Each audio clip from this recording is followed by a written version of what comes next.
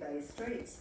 Police say the 20-year-old jumped in the machine around 4 a.m. after taking it from a work site at a major intersection. It was 4 a.m. on Sunday in Hervey Bay. It was quiet until the Toowoomba man dug up some trouble. Armed with a stolen front-end loader, Noah Mark Stanley Foster allegedly tore through multiple streets like it was Grand Theft Auto. Streetlights, signs and traffic lights all flattened, cutting power to nearby suburbs. Well, it was a hell of a noise. I thought someone might have crashed in the front of the house. At one point, Foster allegedly tried to pull off a high-speed U-turn, but the loader tipped over.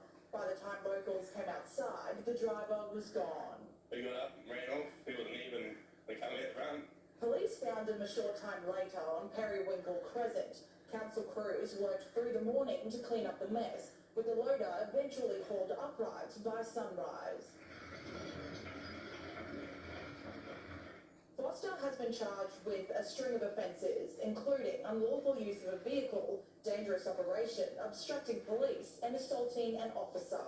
He was due to face Hervey Bay Magistrates Court today. Hannah Watt, 7 News. Sports clubs across the state.